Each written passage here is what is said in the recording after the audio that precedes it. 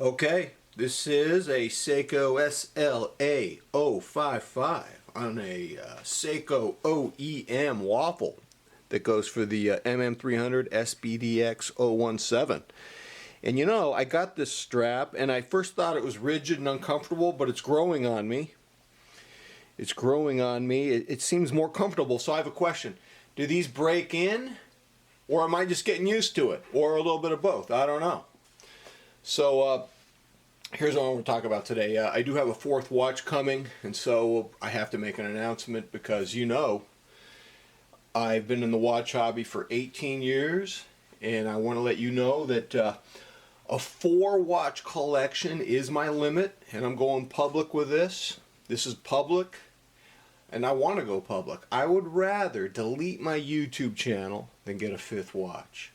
You won't see me on this channel or anywhere, in Starbucks, out in the wild, with a 5th watch. For me, 5 watches are anathema to my well-being.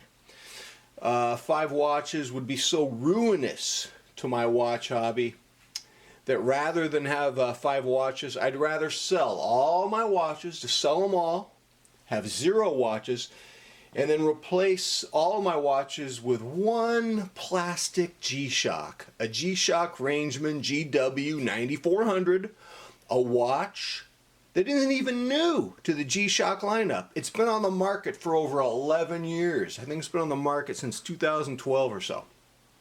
So I would do that before I got a 5th watch. I would delete my YouTube channel, Instagram, because 4 is the limit. 4 is the limit. This is the 3rd one right here.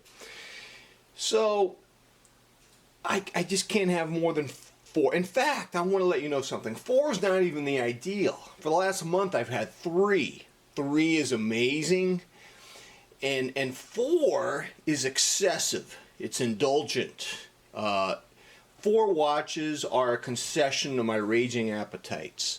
I prefer 3. But I went with 4 because I'm just a hungry man. And I do want to use hunger and food as an analogy here because I love food. So allow me to use this food analogy. Now, I love barbecue restaurants. Sometimes I'll go in there and I'll have 2 servings of barbecue brisket from the pitmaster. And I'll thank the pitmaster for his work. I'll leave the table, I'll go home, and my buddies will call me. They'll go, "Dude, after you left, the pitmaster served tri-tip. You missed out on the tri-tip." And now I feel wounded. I feel deprived. I didn't stay for the tri-tip. Having 3 watches kind of felt like that. I felt like I had had my brisket, but I was still craving some tri-tip, wanted a 4th watch. And I did buy one. It's coming in the mail. I put an offer out. It's called the Seiko MM300. It's blue. It's an SLA023. Had this watch 2 years ago. Pretty heavy. Was wearing it on the bracelet exclusively, but now I don't wear bracelets. In the new metamorphosis of McMahon, I don't wear bracelets. So I want it on a strap. Now, I'm losing my mind because I don't know what strap I'm going to put on it. I have like 12 strap choices for that MM300 that's coming. I'll probably do all 12 and I'll never be able to make up my mind. So, having said that, I just want to make it clear to you guys, I'm going public with this. There will be no 5th watch. To me, a 5th watch is like you're at the barbecue restaurant. You've had your brisket, your tri-tip. Now's the time to go home. Instead, you stay, and there's pecan pie and banana pudding with vanilla wafers. And you eat that, and you go home, and you hate yourself. You had the dessert.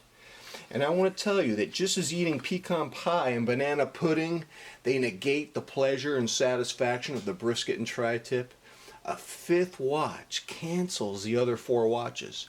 So a 5-watch collection is equivalent of having 0 watches. This is from my experience. This isn't some theory. This is what's happened to me.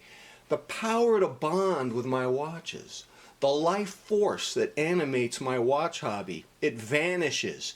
It's stifled the way kryptonite stifles Superman's superpowers. And I'm not saying this with some fancy theory. It's happened to me, and it's happened to a lot of you.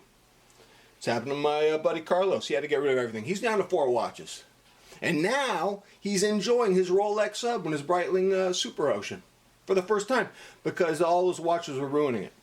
I just talked to him yesterday about this. So, you know, nothing in this world is perfect. A 4-watch collection is not going to be perfect. It's a concession to my hungry man that wants the brisket and the tri-tip. Now, at this point, you may think I'm bragging about my wisdom and all this, and there's confetti falling all over me. And I just want to let you know, that's not true.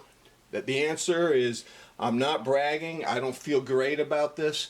In fact, I don't even think this video is about having 4 watches. I think this video, like all my videos, is about obsession. It's about overthinking. And what you see in this video is a man whose brain wheels are constantly spinning faster and faster and faster until I lose my mind. Thinking about watches, thinking about tri-tip, brisket, Lord have mercy.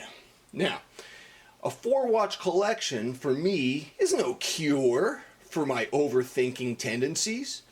The overthinking man can be just as tormented by a 4-watch collection as he can by a 24-watch collection. So do not listen to this video and think that I've come up with some cure for the watch hobby, because there is no cure, because I'm still the overthinking man, regardless of my collections for 24. Now, 4, I can think less than if I had 24, so I'll take that. Now, the reason why I know the torment will continue, in my left desk drawer, I have over a dozen watch straps. I'm constantly changing them, putting them on my watches, trying to find the balance between comfort, visual appeal. I mean, it's crazy. I do lose my mind. And I often imagine being in purgatory. Here's my version of purgatory for me. I'm all alone in a giant warehouse. I have my 4-watch collection with thousands of watch straps. I'm swapping the straps all day and all night under a bare light bulb. Occasionally, a pitmaster comes in with a tray of barbecue brisket and tri-tip. My fingers are all greasy. I can barely grab the spring bar tool. I'm injuring myself. I'm putting gashes in my watches. And at one point, the pitmaster comes into the room with an empty garbage can. I go, "Hey, dude, where's my barbecue?" He says, "You've had enough, McMahon." He then walks to my workbench, slides all my watches and watch straps into the garbage can, and he places a G-Shock Rangeman GW-9400 on my wrist. He says, "The truth is, you can't flip and rotate watches. You can't own watches. Your brain isn't cut out for it. This is the truth, and the truth shall set you free." So there you have it. Watches are not the problem. Overthinking man is the problem. And if you stay for the pecan pie, that's your choice. Just don't tell me about it, because I don't want to know. I got enough to think about. All right, ladies and gentlemen, tell me what you think. Until next time, I'm out.